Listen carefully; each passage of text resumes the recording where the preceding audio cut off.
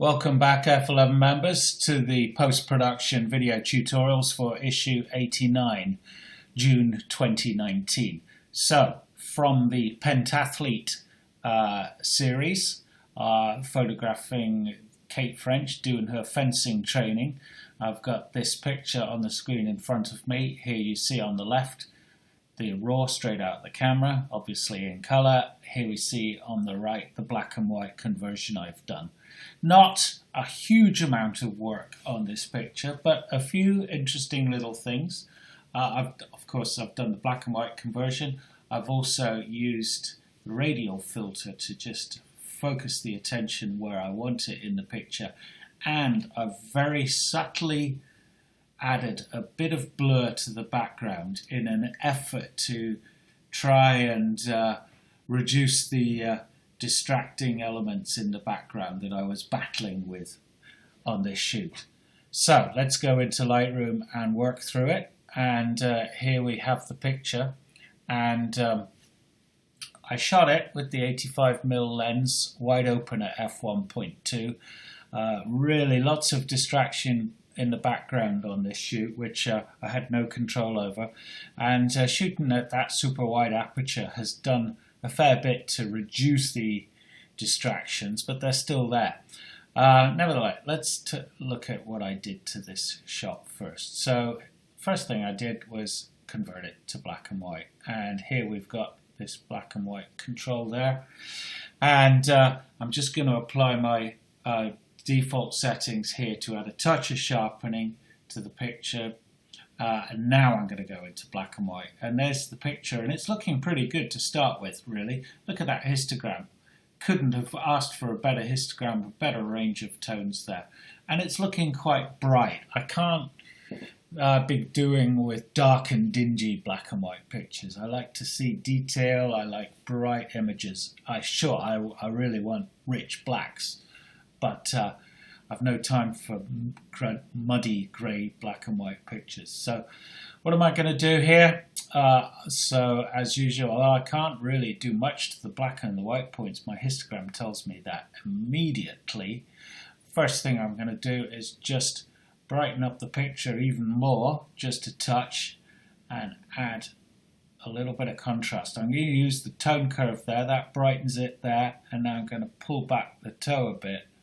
So I've put a touch of contrast into the picture as well. And it's looking almost too bright, but bear with me on this, because what I'm going to do now is use my, what's it called? The radial tool here.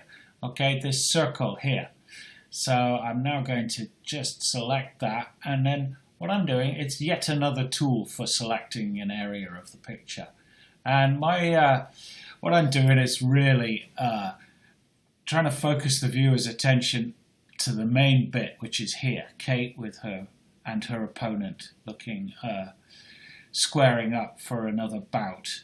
Now I can move this radial tool around to select the area I want. I can alter the shape of it as well.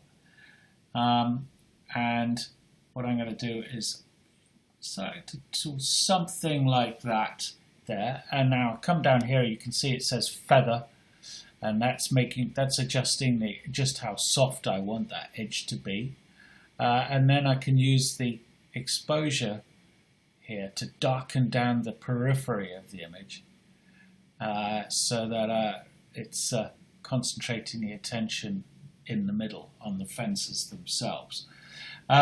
Now let's just come down here and click Show Selected Mask Overlay, and that shows me the area I'm adjusting, that I'm working on. Now what I'm going to do is actually fine-tune that. So I'm going to come here to my brush, click on Brush up the top there, and now, as I did with the Glastonbury image in the other post-production tutorial this month, I'm just going to erase away some of that masking that is affecting Kate's head. So just adjust my brush size bigger. So what I want to do is erase away that redness. That redness is only telling me the area I've selected, so I'm going to Just make sure I'm not darkening down her head unduly. Do the same actually on our opponent there. Let's be even-handed here, okay? And now let's look at that. And that's pretty subtle. You're not noticing really the effect of that radial tool. I'm going to put a bit of contrast into there as well. I don't want it looking too dark and dingy in that background there. And I reckon that's done quite a good job there. Let's go to done there, and I'm going to come down here and I'm going to use a touch of clarity in this picture.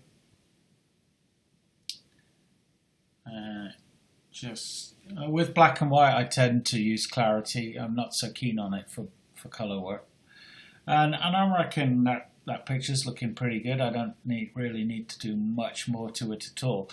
But there's one thing that's still bugging me. It's this background. You know, it's distracting from the viewer's attention. So what I'm going to do now is just open this picture up in Photoshop and do a little fine tuning in there. So I'll see you in a second with this picture in Photoshop. So here's the picture open in Photoshop, and what I want to do now is basically just add a little bit of blur to the background of the picture.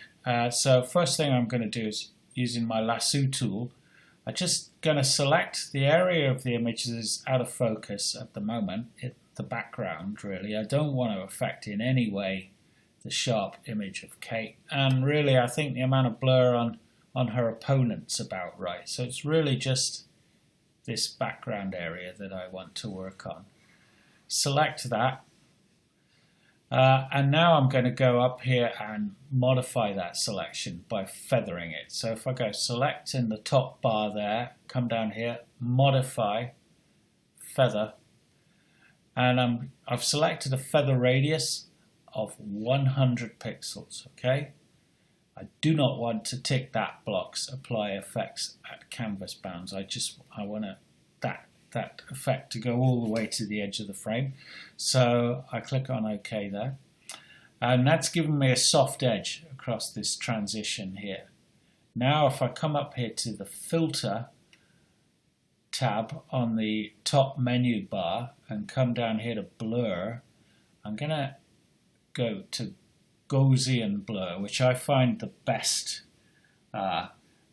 type of blur to use. But I would say, you know, experiment with this and see what you think. There's also a lens blur, which is quite useful, but it's subjective, and they lens blur and Gaussian blur often end up looking pretty similar. And I've just moved this little window, this preview window, to this area of the image here, the bottom of this, or that figure in the background there. And at the moment, you can see down here there's a radius slider off. I'll take the radius right out. No blur is being applied. This is a pixel radius that it's talking about, and the wider the pixel radius of blur that I want, the more the blur. If I put a lot in, can you see in the main picture now, it's blurred it, but it doesn't look realistic. You can see the transition, it's way too heavy-handed. As always, subtlety is the key.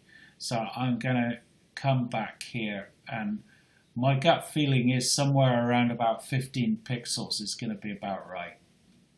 And if I click on preview there, it shows me in the window, in the magnified window, also in the main picture as well. And I'd say with 15 or 14.8 pixels to be precise, I'm seeing some nice blur in there in the background, but it looks natural, I think. It doesn't look manufactured, and it just helps a touch to deal with those background distractions. So I'm going to click on OK and then deselect, and I'm finished with that picture. So there you go. Fairly simple picture to process, but using a little bit of blur there has helped. Okay, see you next month.